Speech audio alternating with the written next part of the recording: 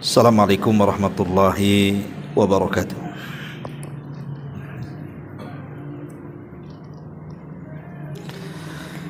Bihamdillahi wassalatu wassalamu ala rasulillah wa ala alihi wa sahbihi wa mawalah wa la hawla wa la quwata illa billahi wa ba'du. Alhamdulillah, segala puja dan puji hanya milik Allah subhanahu wa ta'ala. Salawat dan juga salam kita hadiahkan kepada Rasul kita Nabi besar Muhammad sallallahu alaihi wa ala alihi wasallam. Ma'asyiral muslimin wal muslimat rahimakumullah. Biasa kita mengkaji tafsir, tapi malam ini kita akan membahas tema bebas dulu, di mana kita akan membahas tentang 12 senjata di dalam melawan syaitan, sihir, dan juga segala bentuk keburukan. Ma'asyiral muslimin wal muslimat rahimakumullah. Sebelum saya jelaskan tentang 12 jalan atau cara atau senjata dalam melawan syaitan, sihir ataupun keburukan ini, kita tahu bahwa di antara pendorong seseorang melakukan kejahatan itu, sering saya ulang-ulang, sumbernya dua. Dan yang kedua, syaitan.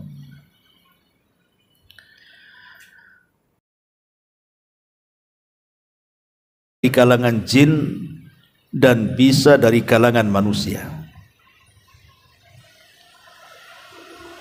Apakah semua jin itu setan? Tidak. Tidak semua jin itu setan. Karena di antara jin juga ada yang baik, ada yang tidak baik. Sebagaimana perkataan jin sendiri, wa inna minnas salihuna wa minna duna dzalik kunna tara'iqa qidada. Kami bangsa jin itu ada orang-orang soleh, tapi ada juga yang tidak soleh. Kami ini bertingkat-tingkat. Lah jin yang soleh, mereka bukan setan, tetapi jin yang,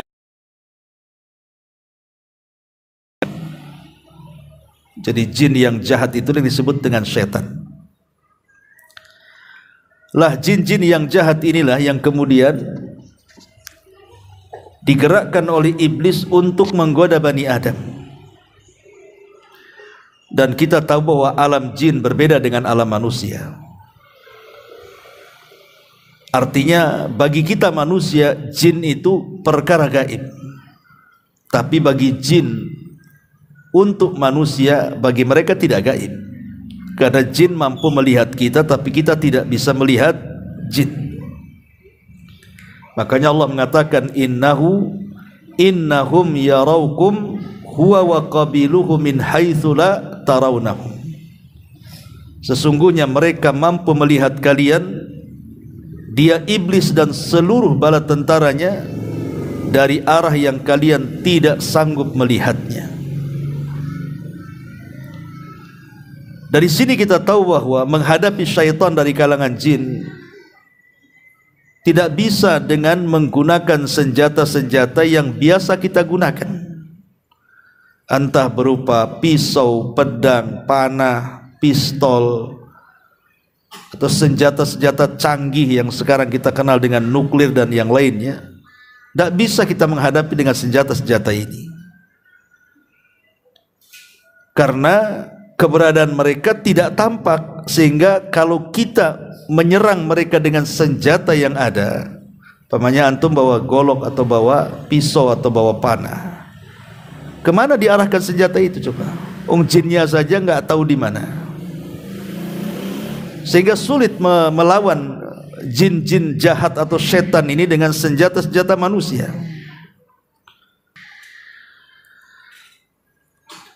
Lah dalam Islam kita diajarkan ada 12 senjata yang bisa melawan mereka.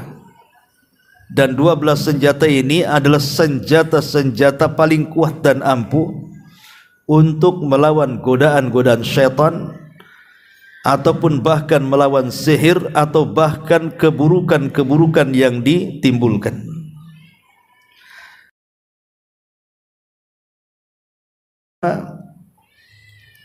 Al-isti'anatu billahi wal isti'adzatu billahi minasyaitan. Pertama, al-isti'anah, minta pertolongan kepada Allah. Kemudian minta perlindungan kepada Allah. Karena makhluk yang tidak bisa kita lihat, macam mana akan melawannya? Dan macam mana akan mengalahkannya kalau bukan karena pertolongan Allah dan perlindungan Allah? Makanya senjata yang pertama, mintalah pertolongan kepada Allah dan minta perlindungan kepada Allah. Dan itu sesuai dengan ayat Al-Quran surat Al-A'raf ayat 200. Wa imma yanzaghannaka minasyaitani nazghun fasta'idz billahi innahu sami'un alim. Apabila datang gangguan kepadamu dari setan, sebuah gangguan, maka bersegeralah isti'adzah, meminta perlindungan kepada Allah, karena Dia zat yang maha mendengar lagi maha mengetahui. Jadi kalau kita sudah mulai merasakan ada gangguan-gangguan setan, bersegeralah kita mengucapkan a'udzu billahi minasyaitonir rajim. Contoh umpamanya orang mimpi buruk, dan mimpi buruk itu dipastikan dari setan, kemudian bangun, maka syariat yang disyariatkan kepada kita apabila kita mimpi buruk, kita langsung ta'awudz kan, a'udzubillahi minasyaitonir rajim, kemudian meludah ke kiri 3 kali supaya setan itu tidak mengganggu tidur kita kembali, alias membuat mimpi-mimpi buruk. Bahkan kalau seandainya kita dalam salat sekalipun, kita digoda oleh setan sehingga dicuri kehusuannya, kita tidak bisa khusyuk dalam salat, maka kita disuruh untuk ta'awudz, a'udzubillahi minasyaitonirrajim, kemudian meludah ke kiri 3 kali. Pokoknya kapan saja ketika kita merasakan takut, entah di rumah, entah di jalan, entah melewati tempat-tempat yang menakutkan, maka ta'awudlah kepada Allah subhanahu wa ta'ala. Karena ketakutan itu memang dibuat oleh setan, sengaja kita takut, maka ucapkan a'udzubillahi minasyaitonirrajim, karena ini senjata yang paling ampuh melawan syaitan. Kemudian yang kedua, zikrullahi azza wa jal wal mudawamatu alaihi. Jangan tinggalkan zikir. Zikir itu artinya mengingat Allah. Karena begini ikhwan, kita tahu bahwa syaitan ini berusaha menggoda Bani Adam itu dengan cara apa? Dibuatnya Bani Adam itu lupa. Macam mana mereka itu lupa kepada Allah? Yang boleh jadi mungkin lupa sholat, lupa sedekah, lupa puasa, dan lupa-lupa yang lainnya. Jadi tujuan setan itu supaya manusia tidak melakukan ketaatan, dibuat dia lupa. Maka untuk melawan lupa ini yang diakibatkan oleh setan, kita lawan dengan kebalikannya. Lawan lupa, ingat, maka berzikirlah kepada Allah. Karena zikir itu artinya ingat Allah dan melawan rasa lupa yang dibuat oleh setan. Perbanyak zikir kepada Allah azza wa jalla, tasbih, takbir, tahmid, tahlil, gitu ya.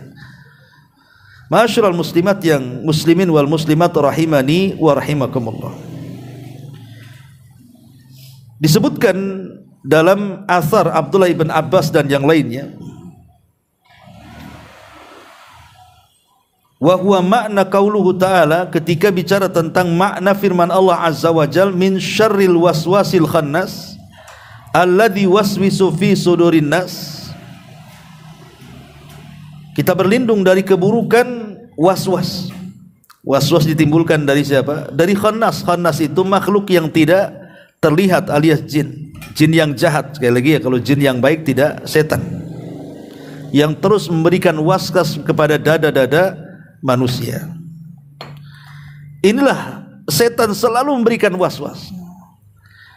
Makanya kenapa was-was ini dibuatnya orang lupa ketika sholat tadi 2 rakaat ke 4 rakaat, 3 rakaat kah 1 rakaat, pokoknya dibuat lupa tuh. Maka ketika kemudian kita diberikan was-was seperti ini, maka bersegeralah berzikir kepada Allah Subhanahu wa taala dengan cara ya ta'awud seperti tadi atau zikir-zikir yang lainnya. Ini yang kedua. Yang ketiga, al-musara'atu ila fi'lil khairat. Bersegeralah dalam mengerjakan kebaikan. Karena di antara tugas setan itu bagaimana caranya kita ini malas beribadah. Makanya oleh setan itu dibuat macam-macam permainan. Dibuat macam-macam perbuatan-perbuatan mubah akhirnya menjadi haram. Contoh umpamanya orang jalan-jalan, olahraga, itu kan perkara mubah, bahkan terkadang diperlukan olahraga itu untuk kesehatan kan. Tapi terkadang ada olahraga itu kebablasan. Saking asik main bola, main futsal, main ini, lupa waktu sholat kan jadinya. Jadi banyak perkara-perkara mubah itu menjadi haram ketika kemudian melalaikan ibadah. Makanya untuk melawan waswas setan seperti ini adalah bersegera. Datang waktu sholat, segera sholat ya. Datang pengajian, segera datang ke pengajian. Datang sedekah, segera bersedekah, dan begitu seterusnya. Pokoknya bersegeralah dalam melakukan sebuah kebaikan. Ini yang nomor 3. Yang nomor 4, al-mubadaratu ila at-taubati idza waqa'al insanu fi dzambin. Bersegera bertobat ketika melakukan dosa. Karena setan ini akan senantiasa menggoda Bani Adam sampai mereka kecanduan dengan dosa. Bahkan satu dosa akan melahirkan dosa yang lainnya. Dosa yang lainnya akan melahirkan dosa yang lainnya lagi. Dan begitu seterusnya. Jadi setan itu akan terus supaya kita ini melakukan dosa. Maka untuk melawan perbuatan setan yang mengakibatkan kita melakukan dosa adalah bertobat. Segera bertobat. Apabila kita melakukan dosa, segera bertobat. Kalau besok melakukan dosa lagi, bertobat lagi, dan begitu seterusnya. Jangan sampai kemudian dosa itu ditumpuk-tumpuk dan telat dosa tobatnya kemudian meninggal sebelum tobat, kan masalah jadinya. Maka kalaupun kita tidak bisa meninggalkan maksiat, maka bertobatlah setiap kita melakukan maksiat. Karena Rasul mengatakan kullu bani Adam khata'un wa khairul khata'ina tawabun. Setiap anak Adam itu pasti melakukan dosa, melakukan salah. Tapi sebaik-baiknya orang yang melakukan dosa adalah bersegera bertobat kepada Allah. Karena tobat ini senjata yang paling ampuh untuk melawan syaitan. Kemudian yang kelima, adamu mukhalatati rufaqaisu. Tinggalkan, jangan berkawan dengan teman-teman yang buruk. Bagaimana Allah Subhanahu wa taala memiliki wali-wali, orang-orang yang baik yang senantiasa mendakwahkan risalah yang dibawa Nabi sallallahu alaihi wasallam. Setan pun punya wali-wali yang ikut memperjuangkan dakwah setan untuk menuju neraka dari kalangan manusia. Jadi setan itu punya juga perwakilan, maksudnya dari kalangan manusia untuk membantu dakwahnya, sebagaimana para malaikat juga sama. Lah salah satu adalah perwakilan setan di permukaan bumi dari kalangan manusia adalah mereka orang-orang yang jahat. Orang yang sesat akidahnya, sesat ibadahnya, sesat pergaulannya, sesat akhlaknya, dan begitu seterusnya. Maka untuk melawan dari orang-orangnya setan yang ada di bumi ini, maka jangan berteman dengan mereka. Jauhi mereka. Karena Nabi SAW mengatakan al-mar'u ala dini khalili. Agama seseorang itu ditentukan dengan agama kawannya. Kalau kawannya baik, dia pasti baik. Kalau kawannya jahat, pasti dia jahat. Jadi kawan itu akan terbebas dari gangguan setan dan bisa melawan setan. Yang kelima, jauhi teman-teman yang jelek. Ya, ini yang kelima. Yang keenam, mulazamatu jama'atil muslimin. Mulazamatu jama'atil muslimin. Senantiasa berpegang teguh dengan jamaah kaum muslimin, artinya dengan pemerintah. Nabi SAW mengatakan, alaikum bil jama'ati wa iyyakum wal furqah, fa inna syaitan ma'al wahid wa huwa minal itsnaini ab'ad. Wajib atas kalian berjamaah, hati-hati kalian jangan berpecah belah, karena setan itu suka untuk menggoda orang yang sendirian, dan dengan yang dua orang setan semakin jauh. Jadi kalau seandainya kita ini berpegang dengan jamaah, ya jamaah itu bisa juga artinya kebenaran, bersama kebenaran. Karena Abdullah bin Mas'ud mengatakan, al jama'atu ma wafaqal haq wa in kunta wahdak. Jamaah itu ketika Anda mencocoki kebenaran walaupun sendirian. Jadi tetaplah dengan kebenaran walaupun sendirian. Berarti berdua dengan kebenaran, kan begitu. Ada juga yang mengatakan jamaah di sini maksudnya jamaah kaum muslimin. Supaya kita tidak berpecah belah dalam satu negara, maka kita mentaati pemerintah. Kecuali kalau perintah pemerintah itu maksiat, ya jangan ditaati. Tapi kalau perintah pemerintah itu sebuah kebenaran, wajib kita taati. Atiullah wa atiur rasul wa ulil amri minkum. Dan ulil amri di sini maksudnya pemerintah dan ulama. Kalau perintah mereka baik, taati. Jangan melakukan pemberontakan, kan itu bagian daripada perpecahan. Dan setan suka nih menggoda-goda orang untuk memberontak kepada pemerintah, terutama orang-orang yang jahil terhadap agama.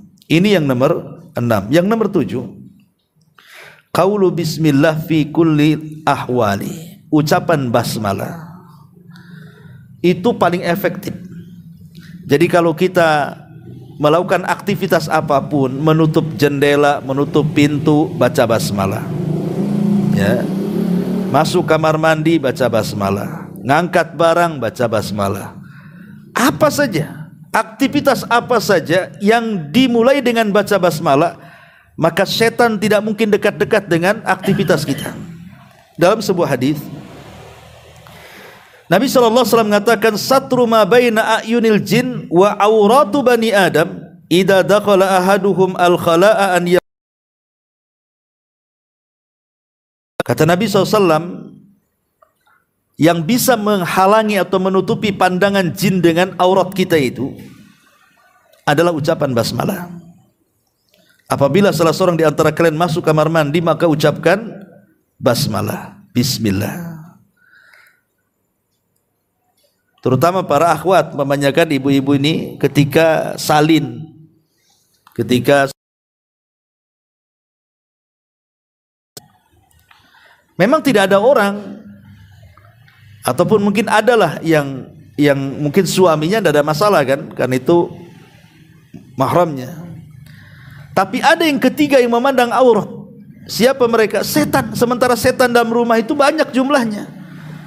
Di dapur ada setan, di ruangan tengah ada setan, di ruangan depan ada setan, di kamar-kamar ada setan, gitu kan. Kalau seandainya ibu-ibu itu ganti baju, kemudian tidak baca basmalah, berarti ketika ganti baju kemudian tampak auratnya, lah aurat itulah dipandang setan. Lama-lama memandang, akhirnya jatuh cinta pula dia. Ini bahaya kalau sudah setan jatuh cinta tuh. Makanya Rasul mengatakan, penghalang pandangan jin dengan aurat Bani Adam itu adalah bacaan basmalah. Jadi kalau kita ini sedang buka baju, buka celana, nampak aurat, tapi kita sudah membaca basmalah, maka setan tidak akan sanggup melihat kita. Maka bacalah basmalah. Dalam hadis yang lain,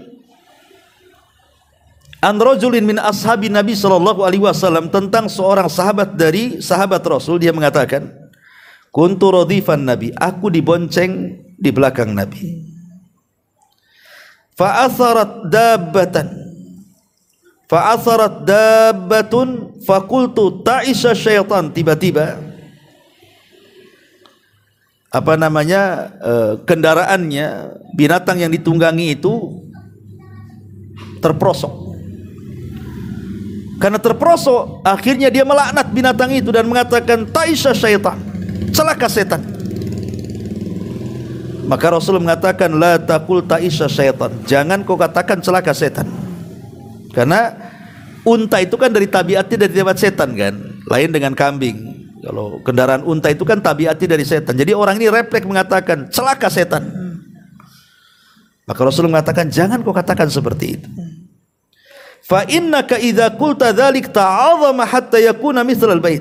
Sebab kalau engkau mengucapkan kalimat itu, setan merasa besar kepala seolah dia sebesar rumah. Walakin kul, tapi katakanlah bismillah. Jangan ta'isa syaitan. Fa innaka idza qulta dzalika tasaghara hatta yakuna mithla dzubab. Sebab kalau kita membaca basmalah, maka setan akan menjadi kecil seperti lalat di hadapan kita. Jadi kalau seandainya antum ini di jalan kesandung, kaget, latah, kalau bisa latahnya itu bismillah. Ya. Ini enggak, latahnya apa? Jangkrik. Jangkrik budak-budak latah. Ya, salam. Ya. Setan makin senang lah. Jadi kalau memang harus latah gitu ya, kesandung atau kaget, biasakan baca basmalah. Supaya setan itu yang menggoda kita akan semakin mengecil dan seolah-olah seekor lalat di hadapan kita nggak ada harganya. Jangan melaknat. Ya, jadi itulah kehebatan basmalah ketika melawan syaitan. Ini yang ketujuh. Yang kedelapan, qiraatu ayatil kursi. Baca ayat kursi. Kalau kita takut lewat sebuah tempat, baca ayat kursi. Ya. Di rumah sendirian takut, baca ayat kursi. Ya. Tapi maksudnya untuk setan. Jangan pula dibacakan ke debt collector. Ya nggak takut debt collector itu ya. Takut saya mau ditagih nih utangnya. Baca ayat kursi, tetap dia datang nagih itu. Maksud saya di sini baca ayat kursi kalau takut dari setan. Karena ada kisah tentang Abu Hurairah radhiyallahu an ketika ditugaskan Rasul untuk menjaga pembendarahan zakat fitrah di bulan Ramadan. Tiba-tiba malam-malam dicuri berasnya. Dikejar balikan gandum itu. Kau akan kulaporkan kepada Nabi. Kata orang ini, jangan. Aku ini orang susah, keluargaku butuh makan. Bukankah ini harta zakat? Kan gak ada masalah, dikeluarkan untukku katanya. Akhirnya dilepas sama Abu Hurairah karena kasihan. Besok lagi nyuri lagi, ketangkap, alasannya sama. Besoknya lagi mencuri, ketangkap, alasannya sama. Sampai 3 kali, kata Abu Hurairah, gak bisa. Kau sudah 3 kali, ayo kau harus kubawa kepada Nabi. Kata orang ini, jangan. Gini sajalah Abu Hurairah, bagaimana kalau kita barter? Kata Abu Hurairah, barter dengan apa? Ku ajarkan kepadamu satu ayat dalam Quran yang kalau kau baca sebelum tidur, maka engkau akan dijaga Allah, tidak akan didekati setan sampai subuh. Kemudian orang yang mencuri ini membaca ayat kursi. Allahu la ilaha illa huwal hayyul qayyum ila akhiril ayat. Keesokan harinya berjumpa dengan Nabi. Nabi sudah tahu, ya kan ada wahyu kan. Ya Abu Hurairah, tamu yang semalam kenapa kau lepas katanya. Belum melapor sudah tahu. Kemudian Abu Hurairah menceritakan kenapa dia lepas. Karena dia mengajarkan ayat kursi kepadaku. Ya aku lepaslah katanya.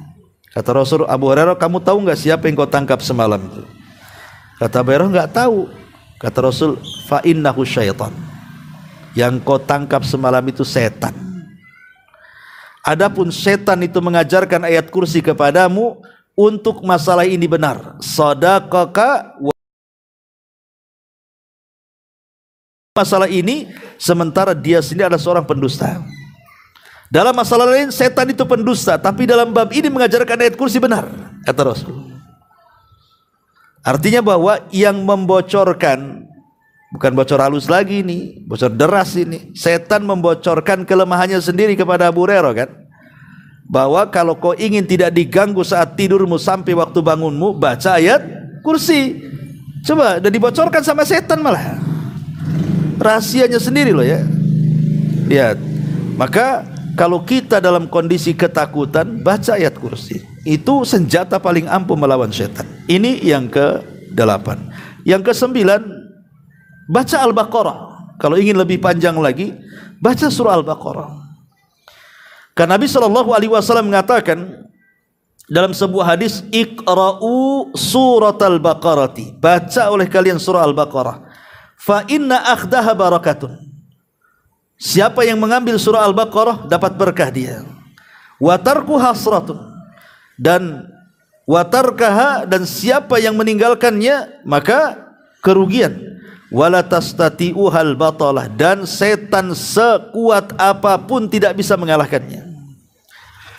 Ada seorang saya bercerita, jadi ada orang yang membenci seorang ibu-ibu. Jadi kejadian di Timur Tengah. Jadi ada seorang laki-laki sangat membenci seorang ibu, seorang wanita lah, bukan ibu, seorang wanita. Entah apa masalahnya, dia sangat benci sekali dengan wanita itu. Akhirnya dia datang ke dukun, kemudian mengatakan kepada Pak Dukun, Pak Dukun tolong sihir si wanita itu, aku benci dengan dia. Kata Pak Dukun, baik, tapi ada harganya. Kata laki-laki ini, tidak apa-apa, berapapun harganya aku kasih. Akhirnya dikasih harga dari yang ditentukan dukun itu. Setelah 3 hari kok tidak ada reaksi wanita itu.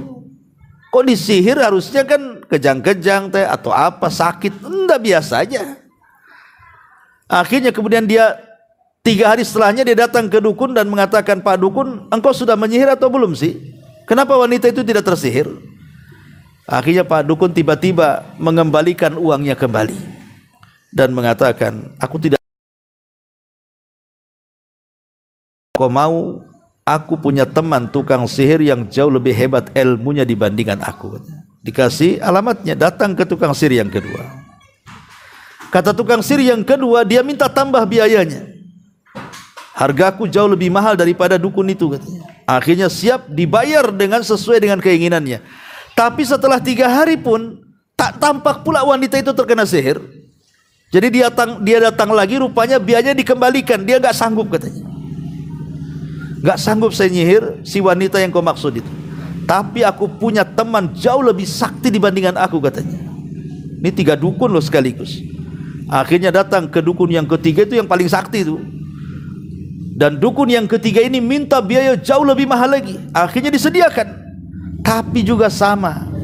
Setelah 3 hari tak tampak pula si wanita itu terkena sihir. Dari sinilah akhirnya dukun yang terakhir membocorkan rahasianya, bahwa jin yang dikirim dia untuk menyakiti wanita itu tidak sanggup mendekati, karena setiap malam wanita itu membaca surah Al-Baqarah. Walaupun kisah ini benar atau salahnya, tapi seorang syekh menceritakan seperti itu. Tetapi kita yakin dengan hadis ini, wala tastati'uhal batalah, kata Rasul. Setan-setan yang kuat itu tidak akan mampu mengalahkan orang-orang yang suka membaca surah Al-Baqarah. Ini kan senjata yang luar biasa, baca surah Al-Baqarah. Karena dalam riwayat yang lain, barang siapa yang membaca surah Al-Baqarah, maka setan-setan di dalam rumah itu akan lari. Ada yang mengatakan 3 hari lari, dalam hadis yang lemah, ya. Setelah 3 hari balik lagi. Maka disunahkan 3 hari sekali baca Al-Baqarah. Ini yang ke-9. Yang ke-10, qira'atu surah Al-Mu'awwidhataini, baca surat perlindungan, Qul a'udzu birabbin nas dan Qul a'udzu birabbil falaq. Dulu Nabi SAW selalu membaca dengan beragam macam doa untuk perlindungan dari setan. Tapi setelah turun surah Mu'awwidhataini, Qul a'udzu birabbin nas dan Qul a'udzu birabbil falaq, maka doa-doa perlindungan ditinggalkan semuanya Rasul, dan Rasul fokus kepada 2 ayat ini. Jadi kalau kita sedang takut, baca 2 ayat ini, Qul a'udzu birabbin nas, Qul a'udzu birabbil falaq. Karena di antara sebab nuzul dari 2 surat ini juga karena Rasul itu terkena sihir. Kemudian oleh Jibril diruqyah dengan 2 surat ini, akhirnya sihirnya terlepas. Lihat bagaimana keajaiban 2 surat perlindungan ini, mampu melawan sihir, setan dan keburukan. Ini yang ke-10. Yang ke-11, ya, jangan lupa membaca doa keluar rumah. Jadi kalau kita ini mau keluar rumah, jangan diam saja. Di sana ada doa bismillahi tawakkaltu 'ala Allah la haula wala quwata illa billah. Apa sebab manfaatnya hanya membaca bismillahi la haula wa apana bismillahi tawakkaltu 'ala Allah la haula wala quwata illa billah itu. Rasul mengatakan seperti dalam hadis, perhatikan. Kata Nabi sallallahu alaihi wasallam, "Idza kharaja ar-rajulu min baitihi faqala." Apabila seseorang keluar dari rumahnya kemudian dia membaca bismillahi tawakkaltu 'ala Allah dengan menyebut nama Allah, aku tawakal kepada Allah. Wala haula wala quwata illa billah, tidak ada daya dan upaya kecuali hanya milik Allah. Yuqalu, akan dikatakan kepada orang yang mengucapkannya, hudita wa kufita wa wukita. Orang ini telah diberikan hidayah, orang ini telah dicukupi, dan orang ini telah dipelihara. Fatanahalahu syayatin, maka setan tidak mungkin mendekati orang ini. Jadi orang yang keluar membaca bismillahi tawakkaltu 'ala Allah la haula wala quwata illa billah, maka di luar itu setan gak akan dekat-dekat sama orang ini. Apa alasannya? Yaqulu lahu syaitan. Ini setan sendiri yang ngomong, ya, kepada setan yang lainnya. Kaifa laka birajulin qad hudiya wa kufiya wa wukita. Bagaimana mungkin aku akan menggodanya sementara dia sudah diberikan petunjuk, sudah dicukupi dan dipelihara Allah, katanya. Makanya ini penting, terutama Anda yang mau safar jauh, mau ninggalin rumah pas liburan anak-anak kan, mau mungkin ke Padang, yang lainnya ke Jawa, yang lainnya ke Jambi, yang lainnya kemana-mana lah pokoknya kan. Maka ketika keluar rumah itu baca doa ini, supaya selama perjalanan sehari 2 hari itu betul-betul tidak ada setan. Ini bacaan bismillahi tawakkaltu 'ala Allah la haula wala quwata illa billah. Kemudian yang nomor 12, bacaan a'udzu bikalimatillahi tammati min syarri ma khalaq. Kata Rasulullah, idza nazala manzilan faqala a'udzu bikalimatillahi tammati min syarri ma khalaq lam yadhurruhu syai'un hatta yartahila min manzilihi dzalik. Barang siapa yang lewat di sebuah tempat yang menakutkan, lewat kuburan, lewat kebun, lewat hutan, lewat gunung, padang pasir, atau sendirian di rumah, atau baru beli rumah, ya, takutnya banyak setannya, baca saja doa ini. Kadang-kadang orang itu ketakutan, mungkin baru jadi rumahnya, diselamati rumahnya, ataupun baru beli rumah, diselamati rumahnya, biar tidak sial, tidak ada setannya. Tidak perlu diselamati, baca saja doa ini. A'udzu bikalimatillahi tammati min syarri ma khalaq. Itu setan pada lari dalam rumah itu, dan kita tidak mungkin diganggu lagi. Maka penting membaca doa ketika kita menghadapi perasaan takut. Kemudian juga yang nomor 13 adalah al-istiqamah. Berusaha untuk istiqamah. Istiqamah di dalam ketaatan kepada Allah, karena akhir-akhir kematian orang ketika mendekati ajalnya itu setan akan banyak di situ menggoda, jangan sampai anak Adam ini mati dalam kondisi husnul khotimah. Mereka akan terus memberikan was-was bagaimana caranya dia mati menjadi su'ul khotimah, ya. Tetapi orang-orang yang istiqomah saat kematiannya, malaikat akan turun banyak, sehingga tidak mungkin setan dekat-dekat tempat yang banyak malaikatnya. Allah Subhanahu wa taala mengatakan, innal ladzina qalu rabbuna Allah tsumma istaqamu tatanazzalu alaihimul malaikah alla takhafu wa la tahzanu wa abshiru bil jannati allati kuntum tu'adun. Orang-orang yang mengatakan Rabb kami Allah kemudian istiqamah, artinya dia melaksanakan perintah, menjauhi larangan, menikmati yang dihalalkan, menjauhi yang diharamkan. Itulah istiqamah dengan 4 perkara ini. Maka saat kematiannya malaikat akan banyak turun kepadanya.